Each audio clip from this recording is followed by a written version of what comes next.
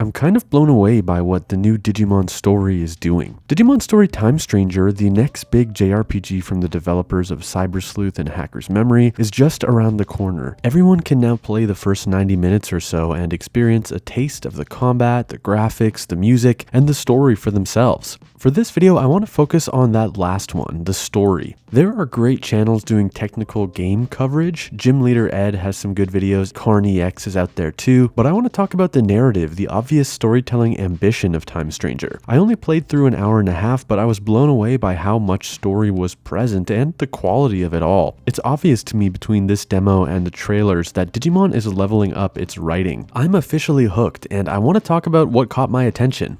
This video will have very mild spoilers for the public demo, the first 90 minutes of the game, which realistically is story setup and world building, so no major twists. By the way, last week I did the YouTuber be sure to subscribe thing, and I know we all groan at that stuff, but a lot of you showed up and subscribed, getting the channel that much closer to 60k. Here is when I don't ask in a video versus when I make a point of bringing it up in the video. So please do me the personal favor of subscribing. Even if the algorithm typically serves you the videos, that free button press would go a long way for me. Okay, so Time Stranger. I feel like I just experienced the first 3 episodes of a great new anime. The new Digimon story easily passes the 3-episode Am I Hooked test. Episode 1 would be traversing Shinjuku and entering the Wall of Hope. More on that later. Ending on our first Digimon battle. Episode 2 would be scaling the government building. More on that later. Culminating in the rooftop battle and the explosion. Then episode 3 would be the exploration of the strange new world with Minervamon, the egg, before being transported back to Shinjuku at night. So let's go episode at a time.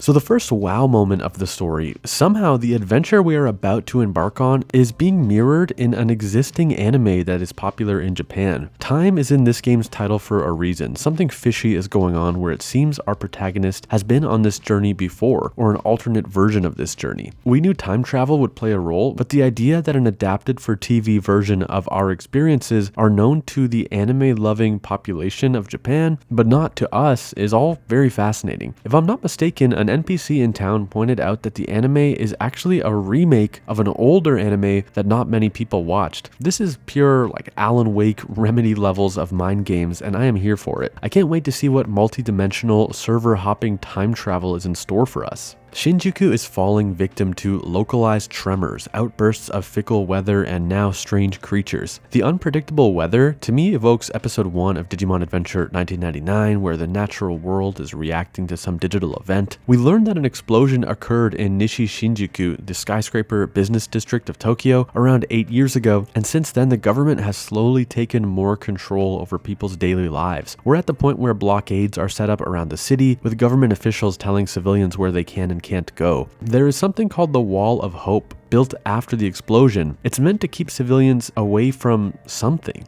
or to keep them from discovering some truth about the event 8 years ago. Our Adamus partner wonders what is on the other side of the wall, but also what's inside. It feels very Attack on Titan to me, but in a modern, technological, and real-world setting. Inside the Wall of Hope, where we encounter Digimon, or phase electron life forms, either Yuki or Dan, depending on who you play as, sends you one of 3 allied Digimon to help you protect yourself from hostiles. Inside the wall, during what I would call episode 2, we meet a mysterious girl, Inori, who our characters don't recognize but who seems to know us. Given she was a character in the TV anime based on Us, it's clear that we've met in another timeline or another lifetime or something. We're attacked by a virus Metal Greymon who has never looked more terrifying. Omnimon appears to rescue you and Inori. The Royal Knight acts like we know each other as well, before zipping away. I think this mysterious debut and showcase of power is what the Adventure 2020 reboot was trying to achieve when it debuted Omnimon/Omegamon in episode 2 of its TV anime.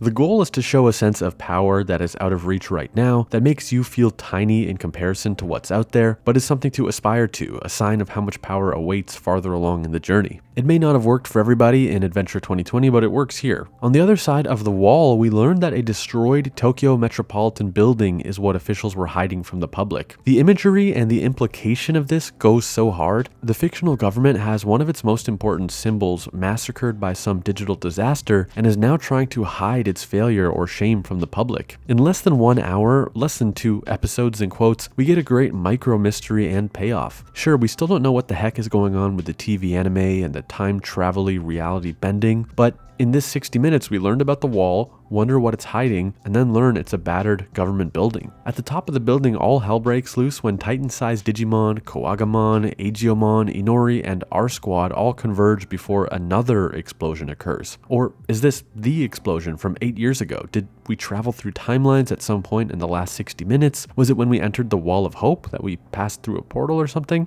Before we can make sense of anything, we wake up in a new environment where Lunamon, Coronamon, and Minervamon are panicked over a shadow monster attacking some very important egg. This is my episode 3 moment starting here. First of all, I love the pairing of Lunamon and Coronamon, a clear nod to Digimon World Dawn and Dusk. We try to protect this egg, but are once again transported back to our world, to a Shinjuku park, but not before witnessing a brief exchange between 3 fancy children, one of which is named Homeros. As Carney X pointed out recently, these 3 seem to be manifestations of the known digital worlds, or their rulers/host computers. This game's primary digital world is confirmed to be set within Iliad and governed by Homeros. As of 2 months ago, in summer 2025, Digimon announced the existence of a third digital world, Shambhala, or the Eastern Digital World. It seems most inspired by Chinese and other Asian mythology, and the sleeping girl might be Shambhala, a third world that has yet to wake up at this point in the Time Stranger story. Could we end up witnessing the birth of a third digital world during this game's story? A story about 2 worlds battling for supremacy during the dawn of a third digital plane of existence. It's fascinating. And again, these are only the first 90 minutes or so. I'm hoping the storytelling momentum doesn't slow down too much after this point. I imagine the narrative will take its foot off the gas just a little bit after doing all this setup, so as to let you raise and battle your Digimon. But what I got to experience so far has made it crystal clear that Digimon Story Time Stranger has story in its title for a reason. I'm really interested in the themes of authority, power, and revolution that seem to be present in this story. Already we have seen so many authority forces, the government with their Wall of Hope and citywide blockades. We know the Olympus 12 will play a role. We saw 1 member of the Royal Knights. We have 3 mysterious children who might just be governing multiple realities. Then there's the protagonist, a member of Adamus, which we still know very little about.